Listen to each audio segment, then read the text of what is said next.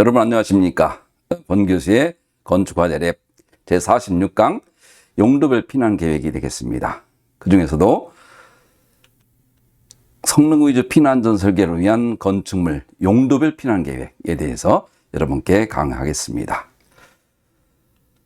자, 우선 우리가 지난번에 했던 내용을 살펴보면 45강에서 피난자의 신체적 특징을 이해해야 된다. 이건 공간 재질자의 특징이었죠. 그리고 심미적인 특징까지 우리가 살펴봤죠. 그리고 더 중요한 것은 동시에 피난하는 군집의 특징을 이해해야 된다라고 해서 우리가 40강, 41, 42강에서는 이 피난 모델링도 우리가 공부했지만 이번에 45강에서는 주로 심리적인까지 우리가 다 한번 살펴봤습니다. 그거에 이어서 이번에는 용도별 어떤 특징이 있는가 따라서 스텝 1에서는 국제 동향, 스텝 2에서는 재료와 골조 시스템에 의한 영향, 그리고 세 번째는 재질자의 특징, 그리고 네 번째는 용도별 피난 계획에 대한 내용이 되겠습니다. 다음번 스텝 5에서는 피난 모델링을 다시 한번 구체적으로 계산하는 방법이 되다 보니까 이번에는 계산하는 방법보다는 주로 컨셉적인 그런 내용이다 보니까 여러분 내용은 굉장히 쉽지만 그 내용을 여러분 거 화로 해줘야 됩니다. 그러니까 여러분 이 내용을 토대로 다음번 피난 모델링을 할 줄 알고 그리고 피난 시뮬레이션까지 할 수 있다고 한다면 나중에 화재 시뮬레이션과 더불어서 같이 연동해서 학습할 수 있는 그런 능력까지 갖추게 됩니다.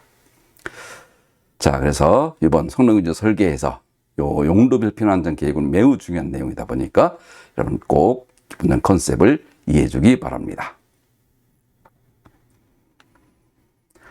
자, 우선 강의 목적은 첫 번째 건축물 피난 안전 설계의 요점이 무엇인가 라는 것을 살펴보고요. 두 번째는 피난 안전 설계의 순서는 어떤 순서를 하는가, 그리고 용도별로 피난 안전 설계에 체크할 포인트는 무엇이 있는가 라는 내용으로 우리가 공부하겠습니다. 그래서 내용이 조금 많지만 여러분들이 이 내용을 토대로 피난 안전 설계라고 하는 컨셉을 여러분 머릿속에 인식하게 있기를 바랍니다. 그럼 첫 번째로 피난 안전 설계의 포인트는 무엇인가, 요점은 무엇인가. 자, 건축물에는 다종다양한 용도가 있죠. 이 용도에 따른 피난 특징은 매우 다릅니다. 재질자의 특징 다르고 화재 하정 다르고 그렇지만 기본적인 피난 안전 설계의 원칙은 동일합니다. 이 동일한 것을 토대로 여러분들이 실제 여러분들이 행하고 있는 설계, 행하고 있는 평가에 대해서 적용을 함으로써 안전성 평가를 실시할 수가 있다는 것을 알아주기 바랍니다. 그 요점으로서는 다음과 같이 피난 계획과 피난 경로와의 적합성, 피난 경로로서의 피난 행동과 피난 행동 중의 안전성, 총 7가지로 나누어 볼 수 있습니다. 이 내용을 여러분들이 하나하나 여러분 거로 해놓길 바랍니다. 자, 우선 피난 계획과 피난 경로와의 적합성이 되겠습니다. 자, 피난 계획은 건축물 설계 초기 단계부터 고려돼야 되지만 실제적으로는 거의 이 1차적인 설계가 끝난 상태에서 소방 설계에서 다시 한번 재고가 되는 경우가 많고 그러면서 그것을 토대로 다시 건축 설계까지 반영되는 그런 사례들도 많습니다. 따라서 올바른 피난 안전 설계를 위해서는 설계 초기부터 피난 계획을 명확하게 의식하고 그리고 완성된 설계도를 건축주에게 인도할 때는 의도하는 피난 계획의 내용을 명확하게 전달해 주어야 합니다. 또 건축주는 렌트한다든지 또 다른 실제 거주자들에게도 그 내용을 명확하게 전달해 주어야 되지만 실제 우리나라에서는 아직 그런 내용들이 정보 전달 체계가 제대로 되고 있지 못한 상황이 되겠습니다. 따라서 피난 계획은 화재 시 반드시 실행하는 실질적인 것으로 해야 됩니다. 그 예로서 실제로 예상되는 다양한 케이스를 고려한 후에 그때부터 그 상황을 고려한 것을 실행 가능한 것으로 하여야 할 뿐만 아니라 관리 체계는 시간대에 따라 매우 달라지게 됩니다. 야간이라든지 관리자가 있는 경우라든지 관리자가 없는 경우라든지, 자, 또 익숙하지 않은 장치, 예를 들어서 뭐 감지기와 연동된 피난문이라든지 또 관리실에서 연동해주는 어떤 옥상에 대피하는 문이라든지, 자, 이런 것들에 대한 것들은 주의해야 됩니다. 왜 그러냐면 실제적으로 화재 시에는 의도치 않은 다양한 일들이 발생하다 보니까 고열에 의해서 어떤 그 각종 전기 같은 문제들이 완전히 문제가 됐을 경우에는 작동되지 않을 가능성이 매우 높다 보니까 익숙하지 않은 장치, 단지 뭐뭐와의 편리성만을 도모하기 위한 이런 설비들은 절대로 신뢰해서는 매우 어렵다는 사실을 여러분 꼭 알고 있어야 됩니다. 자, 그리고 피난 경로의 설계 조건에서도 피난 행동 동선으로서의 적절성, 예를 들어서 일반적인 재질자, 소위 건강한 사람들이죠. 또 재난약자, 뭐 예를 들어서 휠체어 병원이라든지 이런 쪽하고 이 혼재돼서는 실제적으로 이 제대로 대피할 수가 없는 경우가 발생하겠죠. 일반적인 건강한 재질자와 재난약자가 같이 나간다는 것은 거의 불가능하다 보니까 오히려 이 군중 피난에 의한 재난약자들의 오히려 2차적인 문제점이 더 부각될 수가 있습니다. 따라 피난 경로에 대한 동선으로의 적절성, 그리고 양방향 피난, 반드시 양방향 피난이 되어야 됩니다. 어디에서 화재가 발생하더라도 양방향 피난이 가능할 것이라고 하는 것이 대전제가 되지만 이것은 또 모든 상황에서 이 피난 배치가 어려울 경우가 많습니다. 그러다 보니까 중복거리라든지 막다른 복도의 길이라든 것으로 그나마 규제를 하고 있습니다. 여기서 중복거리, 막다른 복도의 길이라는 것을 한번 좀 짚고 넘어가 볼까요? 자, 중복거리라는 것은 중복 보행거리로서 건축물의 특정 위치에서 대피할 수 있는 방법이 두 개에서 나뉘는 지점까지의 거리를 말합니다. Dead End Travel Distance로 불리고, 자, 이것은 화재 시 한쪽 방향의 피난로가 불이나 연기로 막히더라도 다른 방향의 피난로를 이용할 수 있도록 하기 위한 거리 제한으로서 건축법 시행령에 따른 직통 계단까지의 보행거리 한도, 일반 30m와 연계되면서 중복거리 또한 그 범위 내로 제한되고 있습니다. 또 막다른 복도의 길이, 저 복도의 한쪽 끝에서만 피난이 가능하고 다른 방향으로는 더 이상 나갈 수 없는 막다른 형태의 복도들이 상당히 많이 현존하고 있습니다. 따라서 대피 안전성을 위해서 막다른 복도의 최대 길이를 제한하고 있습니다. 자, 건축법의 건축물의 피난 방화 구조 등의 기준에 의한 규칙과 소방청 가이드라인에 따라 일반적으로 10 내지 15m 예로 설치하는 것을 권장하고 있습니다. 자, 양방향 피난이 되어야 되나? 어쩔 수 없는 경우에는 두 가지로 그나마 제한해주고 있다라는 것을 여러분 우리나라 기준에 대한 것들도 법 기준에 대해서 잘 알고 있어야 됩니다. 자, 피난 경로는 피난에 지장이 없는 통과 용량, 얼마나 많은 사람들이 통과할 수 있느냐, 이건 우리가 피난 모델링에서도 우리가 공부했었죠. 치수와 어떤 형상, 또 피난 경로에 있는 피난문, 방어문이 있죠. 예를 들어서 계단과 경사로 등에 대한 안전하게 통과할 수 있어야 됩니다. 특히 중요한 것은 병목 현상과 패닉 등이 발생하지 않도록 주의해야 하고, 특히 군지 피난 시 과다한 체류, 자, 이번 체류자 인원수 계산하는 방법 41, 42강 우리가 공부했죠. 요 내용을 여러분 명확하게 알고 있어야 됩니다. 요 시간대에 체류할 수 있는 인원수는 몇 명인가, 최대 체류자 수는 몇 명인가, 우리가 공부한 거 여러분 기억이 납니까? 자, 그래서 40강, 41, 42강. 그리고 46강에서 다시 한번 여러분들에게 강조하려고 하니까 이 내용에 대해서 지금까지 해온 그 스토리에다가 또 기본적인 요점, 또 다음번에 하는 모델링, 계산법, 시뮬레이션 이런 것들이 일괄적으로 연결될 수 있도록 여러분들도 노력해 주기 바랍니다. 특히 피난 경로는 제일자가 인식하기 용이한 장소로 해야 됩니다. 특히 불특정 다수가 방문하는 대규모 판매시설, 다중이용시설 등은 설계자의 의도를 파악하기 매우 어렵습니다. 여러분들도 아마 백화점에 가보게 되면 주로 엘리베이터만 주로 이용하죠. 아니면 에스컬레이터. 계단이 어디에 있는가를 저차를 모릅니다. 그럼 유사시에 이 두 가지 사용할 수 없을 경우에 어떻게 대피해야 될 것인가 라고 하는 것들이 상당히 중요한 이슈가 된다 이거죠. 자, 불특정 다수가 방문하는 이 군집 피난이 예상되는 부위에 대한 설계자 의도는 과연 무엇일까? 자, 이런 것들도 여러분들이 슬슬 관심을 가져줘야 됩니다.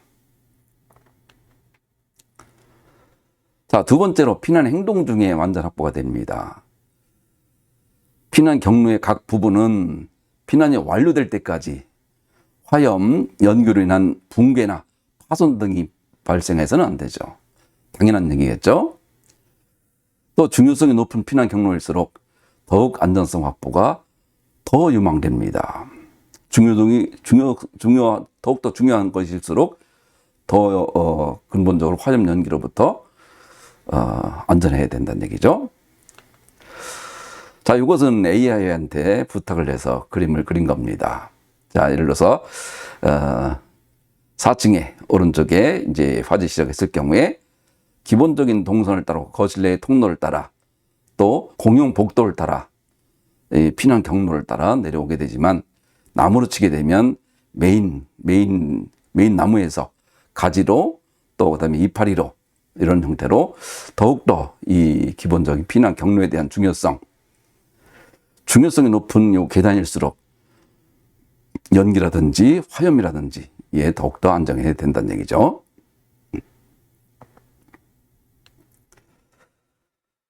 자, 지금까지 피난 안전 설계의 기본 요점을 공부했다고 한다면 이번엔 순서를 하겠습니다. 어떤 순서로 구체적으로 피난 안전 설계를 할 것인가?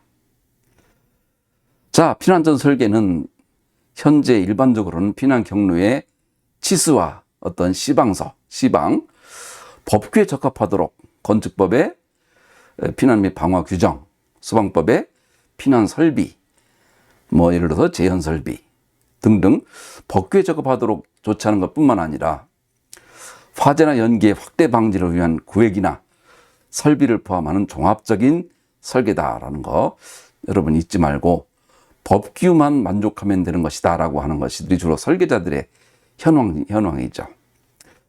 그렇지만 이런 법규나 기준 같은 경우는 아직도 상당히 잘 안정화되지 못한 단계도 많다 보니까 구획이라든지 각종 설비를 포함한 종합적으로 설계할 수 있는 그런 실력들이 있어야 줘야 됩니다. 자, 기본 절차는 다음과 같이 1번부터 6번까지. 자, 대상 건축물의 특징을 우선 파악을 한다. 두 번째, 분할 가능성이 있는지를 검토한다. 세 번째, 용도별 구성과 피난 계획을 세운다. 네 번째, 피난 경로 배치 계획을 세운다. 다섯 번째, 피난 경로의 용량이 과연 적절한지, 치수와 사양 설계가 적절한지를 판단한다. 그리고 피난 경로에 대한 화재로부터 안전 확보에 대한 설계를 마지막으로 정리를 하는 거죠. 자, 다음과 6가지 단계를 나는 실제로 가능하다라고 하는 것이 실력이 됩니다. 바로 피난 얘기만 나오면 어떤 사람들은 시뮬레이션으로 해서 A셋, R셋만 떠오르는 사람이 있지만 그것처럼 잘못된 경우는 없습니다. 왜 그러냐면 그 시뮬레이션은 그 자체에 대한 효용성, 그 시뮬레이션 자체가 갖는 기본적인 사람들에 대한 대피성, 심리성, 다양한 특히 재난 약자들에 대한 피난 경로, 이런 것들을 시뮬레이션은 도저히 평가할 수 없는 경우가 많죠. 자, 그러다 보니까 그런 것들을 구체적으로 어떻게 해야 될 것인가 라고 하는 것들을 이제 여러분들이 다음과 같은 플로우에 따라, 물론 여기에 참고적으로 해서 내가 계산한 것과 시뮬레이션과의 한번 관계를 살펴보는 건 그건 굉장히 좋은 일이라 봅니다. 자, 첫 번째가 용도에 따른 출하와 피난자의 특징에 대한 분석이 필요하다. 이 얘기는, 자, 예를 들어서 출하 위험성. 자, 예를 들어서 공동주택 같은 경우는 매우 높죠. 또 취침 여부, 잠을 자는 공간이냐. 또 피난 행동 능력이 낮으냐. 공간 인지도가 낮으냐. 제일점 밀도가 높으냐. 화재 하중이 높으냐. 자, 이런 등등으로 해서 각 요소별로 내가 이번에 설계 혹은 내가 이번에 평가하는 그 내용들에 대해서 그런 것 얼마만큼 이런 특징들이 있는지 이것들을 먼저 조사하는 것부터가 시작입니다. 자, 그리고 두 번째는 분할 가능성이 있는지, 분할이라는 뭐냐면 화재 안전상 독립된 부분으로 끌고 갈 수 없겠는지. 요즘엔 초대형 건축물, 초고층 건축물, 초대형, 자, 법규상 하나의 건물이지만 실질적으로 복수의 동으로 구성된 대규모 건축물을 어떻게 이 관리해 나갈 것인가라는 측면에서 보게 되면 각각 독립적인 구역으로 분할하는 개념이 되겠습니다.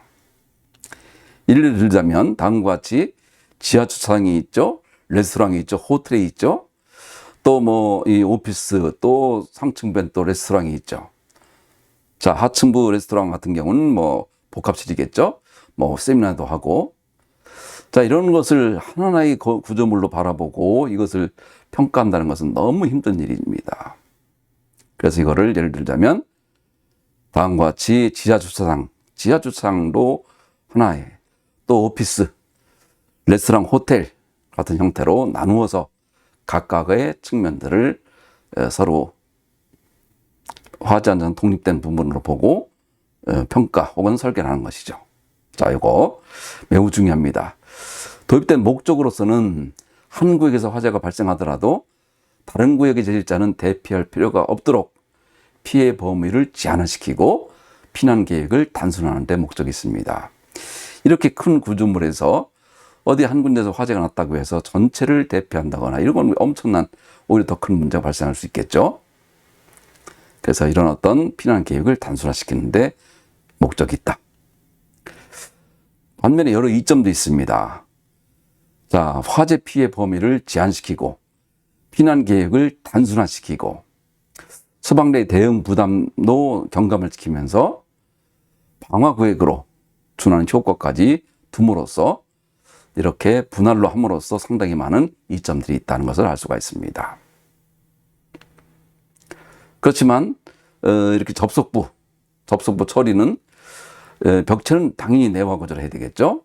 또 이중 방화 구획 같은 것으로 필요하겠고, 배연 재연 설비, 또 화재 위험도가 낮은 완충 공간에서는 화재 위험 낮은 용도로 계획을 함으로써 이 기본적인 이 분할 계획을 세울 수가 있는 내용이 되겠습니다. 자, 그래서 접속부는 지하층, 저층부에 소수 설치하고 해당층 화재 시에만 폐쇄하면 충분하지만 폐쇄 시스템인 매우 높은 신뢰성이 전제되어야 된다. 자, 이런 사례입니다. 이런 사례. 자, 이것을 나누어서 계산할 수가 있겠는가? 자, 이 내용이 두 번째 내용이 되겠습니다. 자, 세 번째는 용도와 피난 계획. 자, 지금까지 이 건축 피난 안전 규정은 건축물 주용도 하나를 기준으로 해서 화재 안전 요건을 부과시켜 왔습니다. 그렇지만 최근에는 복합용도 건축물이 증가하고 있다 보니까 도저히 이 하나의 이 용도라고 볼 수가 없을 정도로 상당히 많은 것들이 이 실내 이 용도를 엄청나게 다양한 것들이 같이 이용되고 있습니다. 따라서 이런 어떤 건축물에 포함되는 출하율이 높은 공간으로 일반 거실이 출하 위험성이 높은지, 고위험 공간의 특성이 없는지, 또 고위험 공간에 대한 대응 방안이 있는지 설계 원칙들에 따라 고위험 공간이 건물 전체의 피난을 영향에 미치지 않도록 하는 것이 중요 요소로서 다음과 같이 어떤 특정한 어떤 그 구조물에 대해서 다양한 용도가 있는 경우에 위험도를 소중대로 나누어서 그 내용을 토대로 피난안전 계획을 세우는 내용이 되겠습니다. 추락 위험도가 높은지, 고위험 공간이 있는지, 고위험 공간에 대한 대응 방안이 있는지, 또 고위험 공간하고 건물 전체의 피난과 어떤 관련이 있겠는지 하는 내용이 되겠습니다. 그리고 건축물 용도 자체가 복수의 특성이 있는 경우가 있습니다. 제1자 특징이 예를 들어서 병원이라 하더라도 간병 스태프 부분과 입원 병동 부분, 또 외래 검사하는 부분, 자, 이런 형태로 이렇게 나누어 볼 수가 있습니다. 따라서 제1자 특징을 분석하여 효과적인 피난 계획을 세울 수 있도록 제1자 특징에 따른 안전 계획을 세우는 것도 피난 안전 설계 중에 하나의 중요한 부분이 되겠습니다. 점점 대규모가 되다 보니까 좀 전에 이 대형 구조물에 대한 그 용도별로 분할을 시키는 것도 하나가 있지만, 동일한 병원이라 하더라도 그 내용이 대규모가 될 경우에는 이 같은 병원 중에서도 용도별 거주자들의 특징을 고려해서 피난안전 계획을 세우는 이런 방법이 또 하나 있을 수 있다. 이런 것들을 여러분들이 염두해 주기 바랍니다. 또 우리나라도 많지만 사무실 공간과 주택 공간이 같이 있는 경우도 많죠.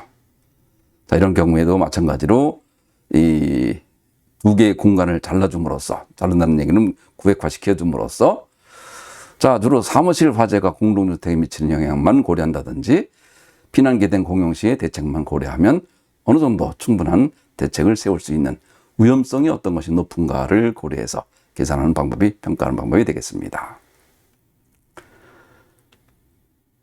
또 하나는 일본의 대규모 복합 건축물 사례인데 완충지대를 사용하는 겁니다.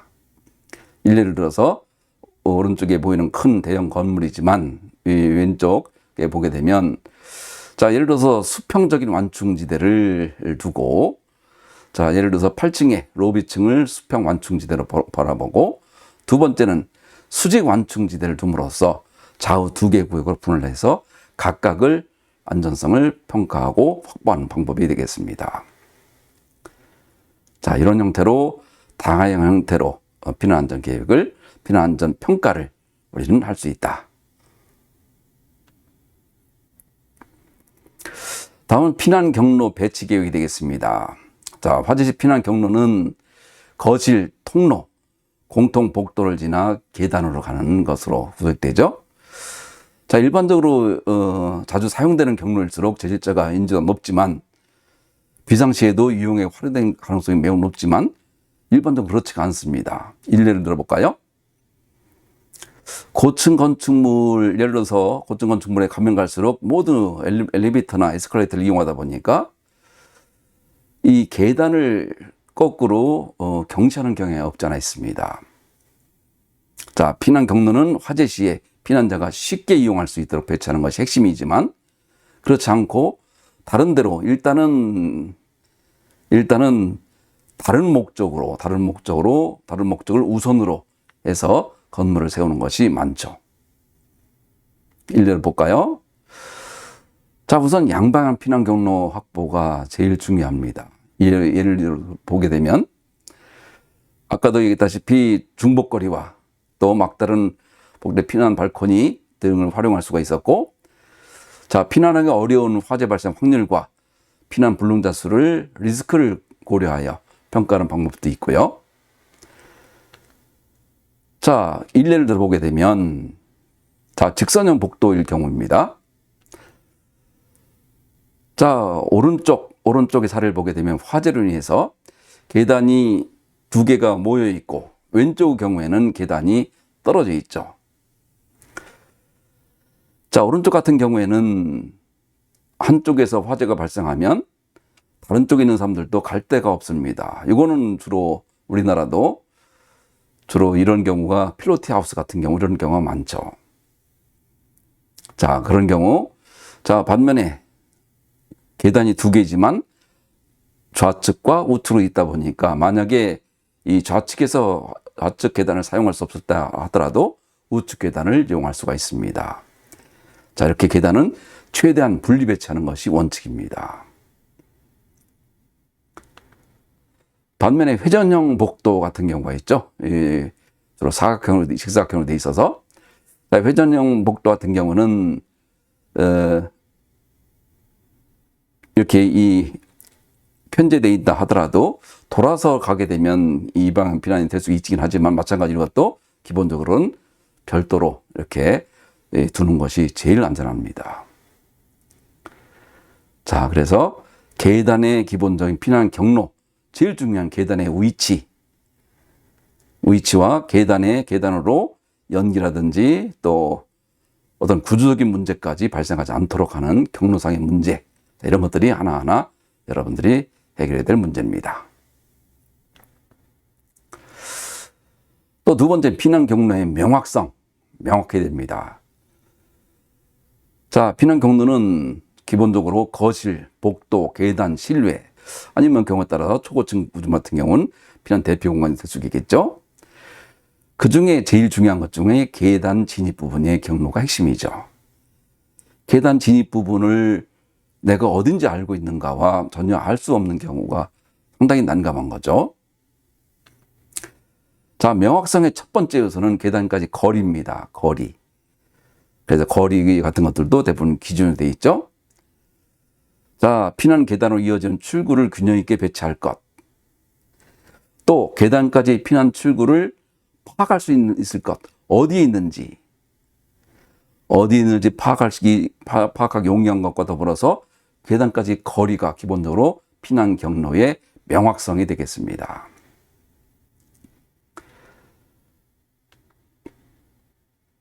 자, 피난 계단까지의 보행거리. 자, 피난 보행거리는 제1자의 피난 안전뿐만 아니라 소방 활동에도 매우 중요하죠. 그래서 인명 안전뿐만 아니라 건축물 자산과 피해 규모를 줄이는 데도 매우 중요한 이 피난 계단까지의 보행거리가 되겠습니다. 또 직통계단. 자, 기본적으로 계단은 피난하기 위한 계단, 직통계단이 있고 피난계단이 있고 특별 피난계단이 있죠. 자, 직통계단. 자, 이건 대부분 수직으로만 되어 있긴 하지만 수직으로만 구성될 필요는 없습니다. 중간에 수평 보행 구간을 두는 것이 피난자에게도 평안하고 또 설계장으로도 유연성을 높일 수가 있습니다. 자, 연기 문제라든지 또 피난자가 합류해서 혼란이 생기는 걸 막을 수 있고 소방활동이 용이해지는 것도 있죠. 따라서 직통계단은 반드시 수직으로만 돼 있을 필요는 없다. 또 피난계단. 자, 직통계단에 방화문이 추가된 거. 특별 피난계단. 직통계단에 방화문에 급기 가압 설비, 급기 가압 댐퍼 같은 있는 것, 부속실도 있고. 자, 이런 형태로 우리나라 되어 있지 하지만 직통계단에 대한 기본적인 컨셉이 수직으로만 구성될 필요는 없고 중간에 수평 구간을 두는 것이 오히려 설계자와 제실자에게도 매우 중요한 공간이 될 수가 있다 하는 것을 알고 있어야 됩니다. 자, 피난 경로의 용량. 이건 우리가 지난 40, 41, 42에 공부했던 거죠. 피난자 수가 많을 경우 피난 출구나 계단, 자, 체류자 발생하는 수, 최대 체류자 수, 이런 것을 우리가 공부했었죠. 자, 이런 것을 토대로 해서 피난 경로 설계 시 이를 최소화시켜야 되는 거. 자, 계단 부속실 수용 가능 인원. 예를 들어서 미국 방화협회 NFPA에서는 초기에는 피난 계단의 기준에 대한 피난자를 신속하게 대피하기 위한 경로로 생각하고 피난 폭을 검토했지만 이 방법은 고층 건물에서는 피난자가 너무 많기 때문에 필요 계단 폭이 너무 변수적으로 커지는 문제점이 있습니다. 따라서 계단을 화재 시 체류하는 안전 공간으로 생각하고 이런 쪽으로 방향을 전환해서 미국도 마찬가지로 이렇게 하고 있고 우리나라는 그나마 또 피난 대피 공간을 만들고 있긴 하지만 그렇지 않은 규모 같은 경우에서도 이런 쪽에 대한 개념들이 층피난, 전관 피난에 대한 개념들도 다시 한번 재검토가 될 상황입니다. 자, 이런 어떤 그나마 국토부 쪽보다는 오히려 소방청에서 수용 인원 선정 기준에 대한 것들도 제시하고 있습니다. 자, 아직 국토부에서 제일자 밀도 같은 것들은 아직 연구적인 단계로만 되고 있지 구체적인 법령으로 되어 있는 것은 아직 국내에는 없습니다. 빨리 바꿔야 될 내용들이죠. 자, 피난경로 설계 시 유의사항으로서 자, 피난문의 개방 편리성. 자, 제1지역의 과한 개방력. 자, 우리나라는 110N으로 되어 있지만 과한 개방력이 필요하게 되면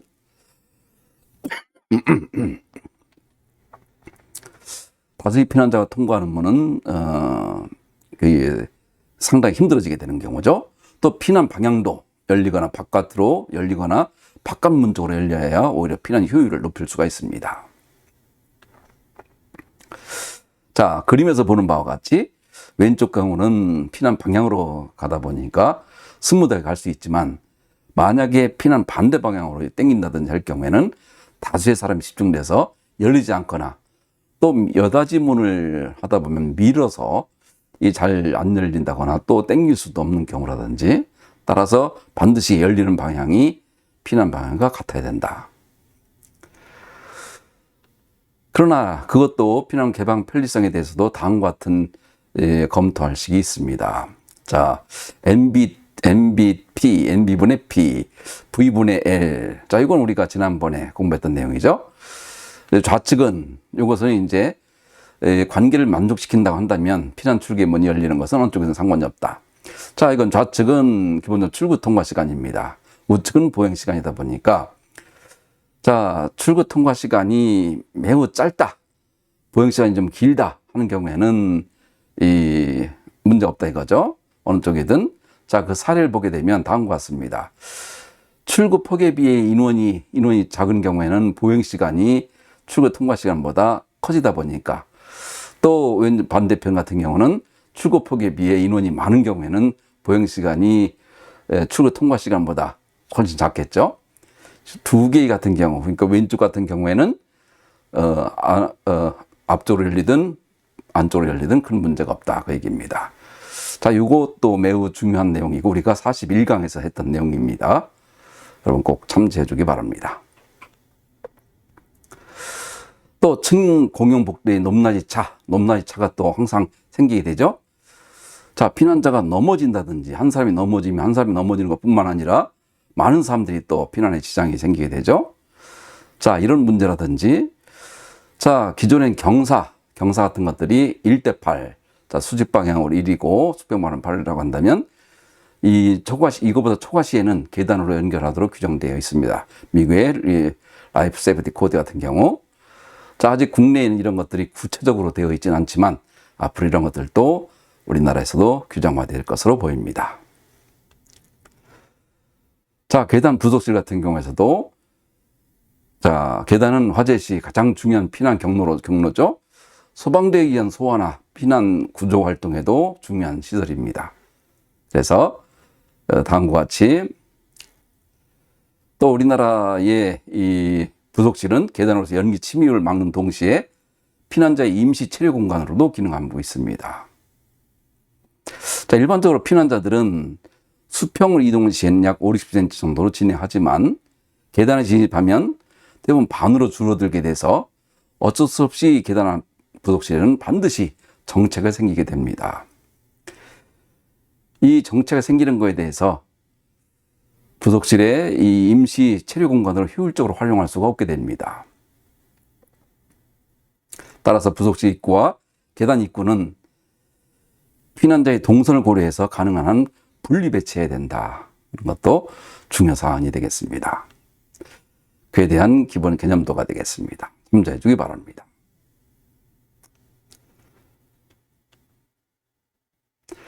자, 그러면 지금부터는 건물 용도별 피난안전 설계의 체크 포인트는 무엇인가? 자, 건축물의 용도, 재질자 특징, 공간 구성은 서로 밀접하게 관련되어 있죠. 그래서 우리가 재질자 특징 공부했고 공간에 대한 공부도 했죠. 또 그 다음에 용도에 따른 피난, 요 내용을 현재 우리가 공부하고 있습니다. 따라서 효과적인 피난전 설계를 위해서는 이러한 특징에 대한 이해가 1차적으로 필요하다 하는 것을 여러분들께 얘기하고 싶습니다. 자, 우선 사무공간. 자, 강남 한복판에 가면 엄청난 큰 대기업들의 사무공간들이 많죠. 자, 다수의 제실자가 근무하는 경우가 많고, 유연한 공간 활용을 위해서 기둥 없는 장스팬 구조로 구성됩니다. 이건 장스팬 구조. 우리가 초고층 구조물의 구조도 공부했죠. 또 내부에는 코어 부분이 설치되는 경우가 많다. 다 우리가 한번 공부했던 내용들입니다.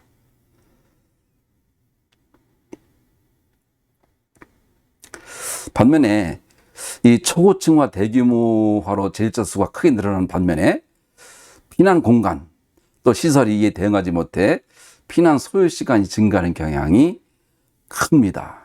이 내용이 이제 또 다른 위험 요소가 되는 거죠. 자, 사무실 공간의 제일자 밀도 높고 불특정한 다양한 용도의 공간이 입주할 수 있기 때문에 피난 계획 시 이러한 실태를 충분히 반영하여 피난 경로의 용량, 치수, 시방이 적절하도록 고려해야 됩니다. 사무 공간이 일정할 수가 없는 거죠. 다양한 실들이 들어올 수 있으니까. 자, 어쨌든 사무실 공간에 어떤 특징이 있는지 한번 볼까요? 가연 물량이 상당히 많다. 또 코어 타입별 피난 안전율이 고려해야 된다. 엘리베이터 샤프트로 연기 확산을 방지해야 된다. 자, 기본적으로 사무 공간이 갖고 있는 기본적인 사무실의 특징들을 여러분 꼭 알고 있고, 요 내용들을 토대로 여러분들이 이 피난 안전 설계 또 피난 안전성 평가에 절대적으로 고려해야 될 그런 내용이 되겠습니다. 가연물의 배치나 코어 타입에 따라 피난 안전 특징이 상이하신다. 고층화, 연기 제어, 엘리베이터 샤프트, 코어, 자, 이런 것들이 이 사무실 공간에 반드시 등장한다 이거죠. 자, 코어 타입에 의해서 코어 타입이 어떤 타입인지, 자, 이건 우리가 지난번에 공부했죠. 코어 타입과 방제 계획. 자, 예를 들어서 작은 것들은 비교적 면적이 작은 빌딩에 적용시키는 거, 양단 코어라든지 편심 코어, 가장 많이 사용하는 중심 코어 같은 경우. 축조할 때부터 초고층 구조물에 적합한 그런 구조물들이죠.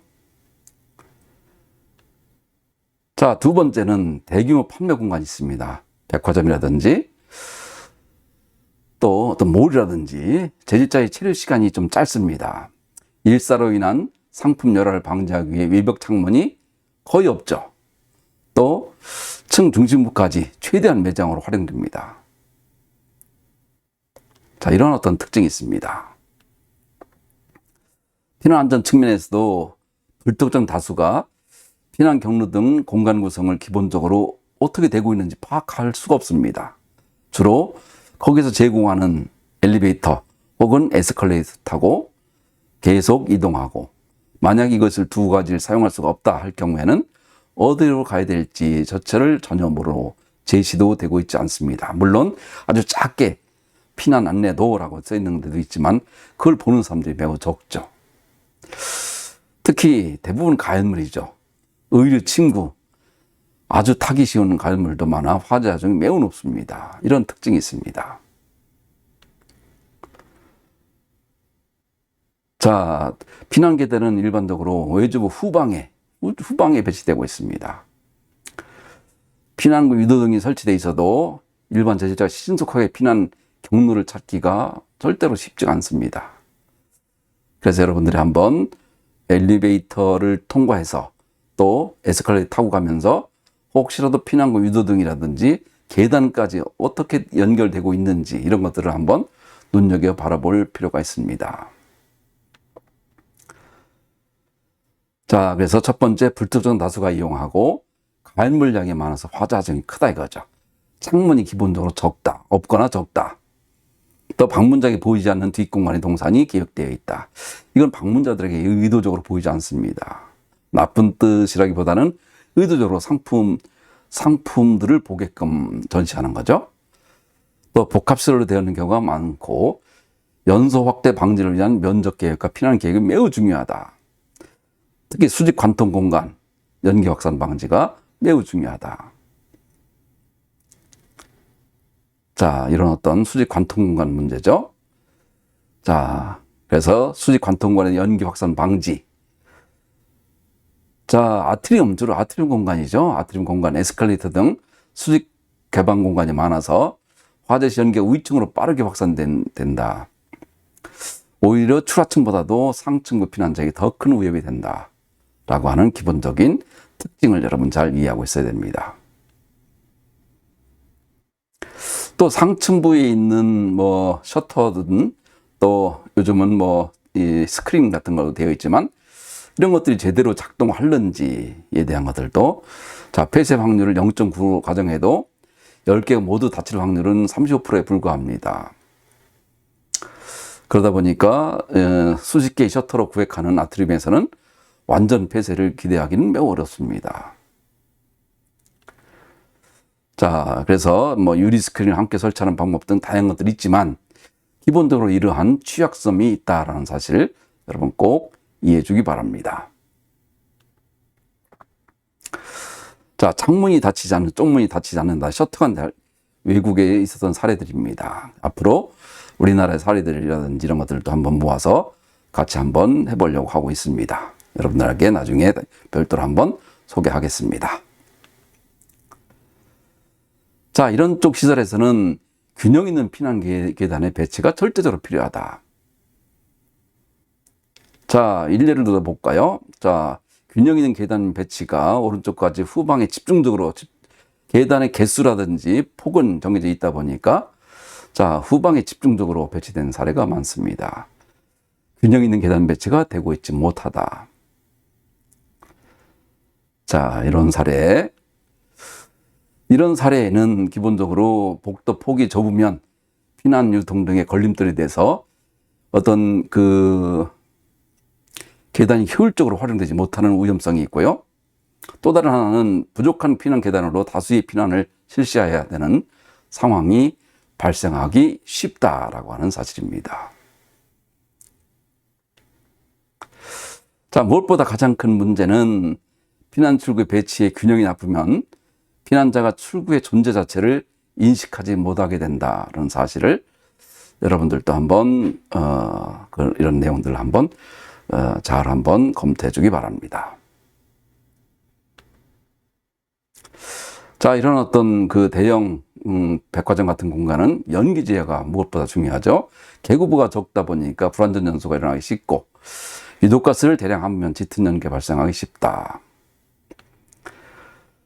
자, 아트리움 같은 문제, 피난과 소방 활동을 위한 방화 구획과 배연 재연을 통한 연기 확산을 최소화하는 것이 절대로 중요하다.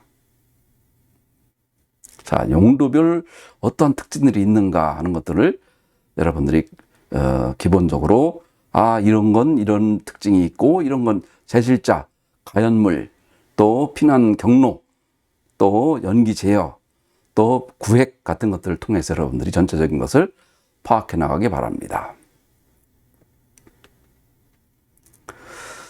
자, 방화 셔터 수가 많아지는 경우라든지, 자, 이런 경우에서도 실제 셔터가 실패하는 상황까지 반드시 고려해야 되지만, 예를 들어서 각 구역에 피난 계단이 균형 있게 배치되는 경우와 아예 구획된 경우에 계단이 없는 경우에는 구역에 갇히는 경우도 생길 수 있겠죠. 자, 예전에 이런 사례도 있었지만, 자, 어쨌든 이런 넓다 보면, 대형 공간이다 보면 구획화되는 것에 의한 거꾸로 문제점도 발생할 수 있다 하는 것을 알아줬으면 합니다. 자, 세 번째는 극장과 영화관, 요즘엔 뭐 CGV 같은 대형 영화관도 많죠. 주로 체류 시간이 비교적 짧죠. 영화 보고 가니까 현장의 몰입감을 극대화시키기 위한 좌석을 조밀하게 배치함으로써 관중석의 제실자 밀도가 높은 것이 가장 큰 특징이다. 자, 종합적 피난 전개에서 중요한 과제는 제실자 밀도가 높은 공간에 피난자를 화재 발생 시 효율적으로 어떻게 피난 안전 계획을 세울 것이냐가 가장 중요한 그러한 용도가 되겠습니다. 특히 이런 공간은 다수의 사상자를 낸 군중 패닉, 자, 이로코이 극장 화재, 비버리 힐스 서퍼클럽 화재, 이런 것들이 뭐 경우에 따른 600명 사망했다든지 300명 사망했던 이런 사례들이 대부분 군중 패닉과 피난 경로 계획이 문제였습니다. 자, 다수의 피난자가 출구와 계단으로 한꺼번에 몰리면서 병목 현상이 발생해서 피난자가 넘어져 압사하는 사례. 자, 그래서 이런 것을 방지하는 것이 기본적으로 군중 피난, 군중 패닉에 의한 피난 경로 계획이 되겠습니다.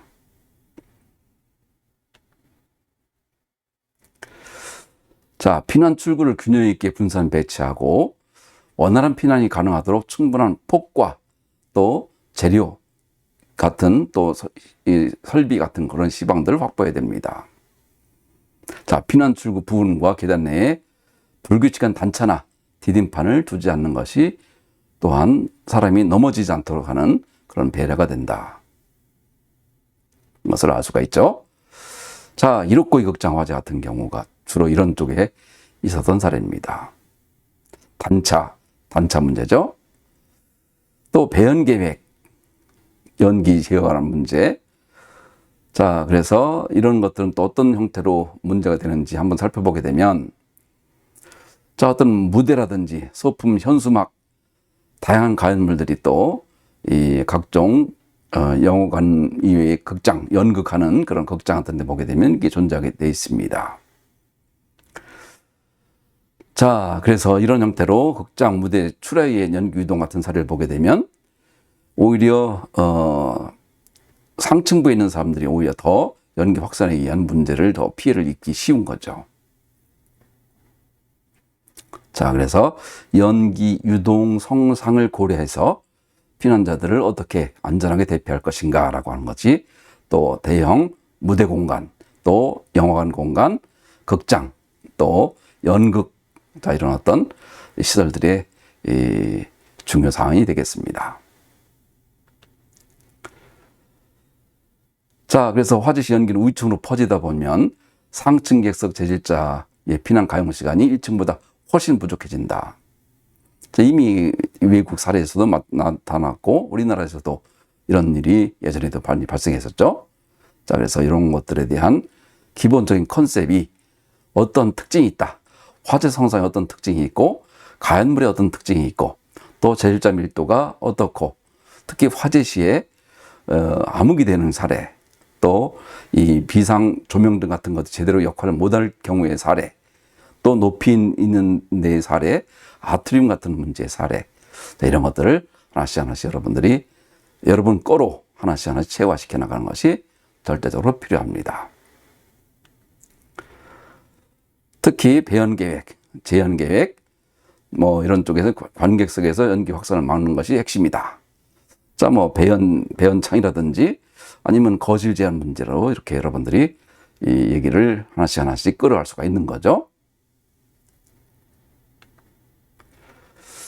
자, 다음은 호텔 문제입니다. 자, 체류 쾌적성은 뭐 중요한 요소가 되다 보니까 대부분의 객실에 창문이 설치되고 실 규모는 작지만 실에서 복도까지 거리가 짧은 것이 특징이다. 자, 일자 복도형이 있죠. 또 중복도형이 있고 코어 보이드형. 주택과 거의 유사합니다. 일자 복도형, 중복도형, 코어 보이드형. 자, 이런 형태로 되어 있다.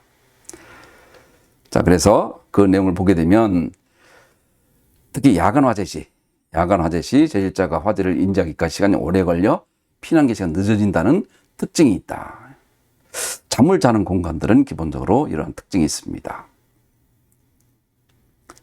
자, 호텔 투숙객은 건축 공간에 익숙하지 않은 불특정 다수이죠. 공간 구성을 단순하게 계획해서 단시간 내에 구조를 파악할 수 있도록 하는 것이 제일 중요합니다. 자, 피난 계획 관점에서 본 호텔의 특징. 야간 취침이라고 하는 잠을 자다 보면 뭐든지 인지하는 것이 상당히 늦게 되죠. 객실이 구획되어 화재 발생을 인지하기 어려운 것도 또 하나 있고, 야간에 피난 시 계단 피난이 어려워진다는 점. 피난 개시가 지연된다는 점, 또 다수 인원이 피난 계획을 해야 된다는 점. 자, 이런 어떤 피난 경로 계획과 계단 배치 같은 것들이 매우 중요한 그러한 용도가 되겠습니다. 자, 객실층의 피난 계획. 수수께끼의 화재를 인지하기 어렵고 인지 후에도 옷을 챙기거나 소지품을 정리하는 등 준비 시간이 매우 걸립니다. 또 복도를 연기로부터 보호하는 것이 우선적으로 제일 중요한 과제죠. 자, 우리나라 지난번에 이 어떤 숙박시설에서도 화재로 인한 사망자들이 대부분 복도, 연기 복도로부터 이 연기로 피해를 입은 사례가 대부분들이죠. 자, 피난 계단을 의식할 수 있도록 유도하는 의도적으로 피난 계단을 의식할 수 있도록 특별하게 표시한다든지 하는 것들도 상당히 중요한 케이스가 됩니다. 자, 피난 계단의 문은 일반 객실 문과 벽과 명확히 구분하도록 설치하는 것이 중요하다. 여기가 피난 계단이다라고 하는 것을 사전에 알고 있는 것과 모르고 있는 것은 개념적인 엄청난 차이가 있죠. 생과 사를 가르는 그런 어떤 현저하게 중요한 문제입니다. 자, 이런 형태로 복도의 연기 문제가 1차로 중요하다. 또 병원 같은 경우 한번 보겠습니다. 병원은 여러분 뭐 노인복지시설과 유사한 부분이 많습니다. 건축 화재 사례 중 병원이 차지하는 비율이 높은 것도 이러한 제1자 특징이 좌우되는 거죠. 일반 건강한 사람과는 완전히 다르죠. 또 경우에 따라 이동할 수 없는 사람들도 많죠. 자, 그래서 시설의 배치, 이용자 특성, 사용 시간대 차이를 종합적으로 고려해서 방화 구획과 피난 경로를 같이 연동해서 계획하는 것이 절대로 중요하다. 자, 대부분 병원의 특징을 보게 되면 야간 취침시설, 자력 피난이 곤란하고 고령자의 비율이 점점 높아지죠. 다양한 용도가 상주한 복합 공간이 되고 수평 구획을 어떻게 해야 될지, 야간 피난 유도 체계, 또 복도의 연기 유출 방지를 어떻게 해야 될 것인가 라고 하는 것이 포인트가 됩니다. 자, 분별 특징을 고려한 피난 계획. 자, 다양한 용도별로 그것을 좀 나누어서 조닝해서 설계를 하는 것, 아니면 평가를 하는 것도 하나의 중요한 내용이 된다. 그런 내용입니다. 자, 인원 입원 병동, 또 수술하는 용도, 검사하는 용도, 관리하는 그룹으로 분류해서 대규모 병원도 효율적으로 평가, 설계할 수가 있다 하는 내용이 되겠습니다. 자, 이게 그 하나의 사례들이죠. 용도별로 나누어서. 자, 예를 들어서 체류 시간대가 오전, 오후, 야간, 또 검사 같은 경우 또 환자 특징이 어떤지, 자, 이런 것들을 먼저 전제 조건으로 깔아놓고, 자, 이런 것들을 고려해서 방화 구획과 연기 제어와 이 피난 계획 등을 설치할 수가 있습니다. 그래서 특히 병원 같은 경우는 특히 대규모 병원 같은 경우에는 이런 식으로 체류 시간대를 고려해서 환자 특징을 고려해서 설계한다. 설계 혹은 평가하는 것이 매우 현실적이다라는 것을 여러분 꼭 알고 있어야 됩니다. 자, 이번 병동의 피난 계획에서 수평 피난. 자, 수평 피난 방식이 일반적으로 활용되고 있지만 아직 법규상 의무사항은 아니지만 자력 피난 곤란자의 피난 방식으로 널리 이용되고 있습니다.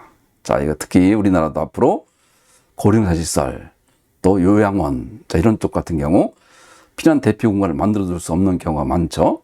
자, 이런 경우에는 추락의 환자를 인접 방화구역으로 일단 이동시켜서 피난 시간의 여유를 확보한다. 자, 이런 얘기입니다.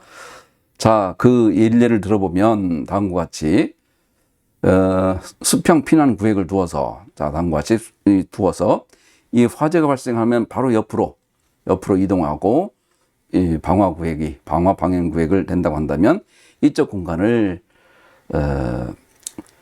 대피 장소로 사용할 수가 있는 거죠. 그래서 미리 사전에 이런 기본적인 계획, 이런 것들에 대한 대안, 이런 것들이 있어야 될 것으로 보입니다. 앞으로 우리나라도 고령자가 점점 늘어나다 보면 고령자 시설들이 화재 취약 시설로 될 것으로 보입니다.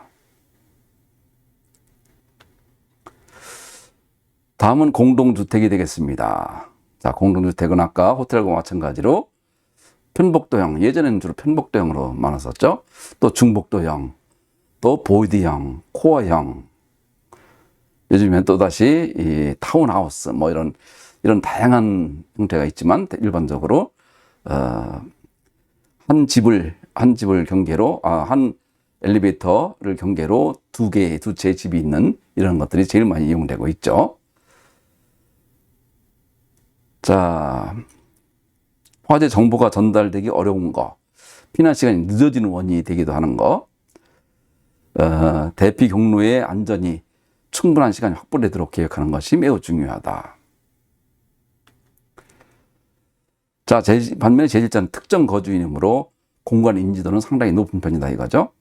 그러나 이제 고령자, 영유아, 장애인 등 대피 능력이 다양하고, 특히 우리는 고층이다 보니까 이 엘리베이터 피난이라든지 이런 엘리베이터를 사용할 수 없을 경우에 생기는 문제 같은 것들을 사전에 잘 고려해야 됩니다. 자, 편복도형. 요즘엔 뭐 거의 없지만 예전에는 아파트 전부 편복도였죠. 자, 그래서 양단 근처에 피난 계단을 설치해서 양방 피난을 확보하는 사례가 일반적이었습니다. 오히려 이때가 오히려 더 피난 안전 측면에서는 더 좋지 않았나 생각을 합니다. 그렇지만 외기예방 복도에서 문제가 되는 것은 화재층이 아닌 위층의 피난이고, 화재층에서 연기로 나온 연기가 퍼지면서 상층부의 외비 계단 복도를 덮게 돼서 연기에 노출되는 세대가 발생할 가능성이 매우 높습니다. 요즘 서울에서 있었던 각종 노후된 아파트를 발생했던 화재들이 전부 이 사례들입니다. 자, 그래서 화재 연기 유출량을 억제하는 것이 가장 효과적이다 라는 거. 자, 기본적인 편복도형 공동주택의 기본적인 사례들입니다. 자, 중복도형. 주로 이제 중복도 같은 경우는 주로 필로트하우스 같은 경우가 많죠. 중복도에서의 배연 계획이 제일 중요하다. 자, 기계 배연이 가장 바람직하나, 또 그 현장에서 적용이 어려운 경우도 있다 보니까 구체적으로 어떤 방법이 좋은가를 평가를 해줘야 됩니다. 자, 중복도형 공동주택 사례입니다. 자, 보이드형. 뭐 한동안 우리나라 아파트들 보이드형도 많았죠. 미음자형으로 안쪽이 전부 보이드 공간으로 구성되며 해당 공간이 개방된 복도와 계단, 엘리베이터 등이 연결되는 형태. 그래서 하나의 엘리베이터에 4개의 아파트가 있는 그런 형태들이 많았죠.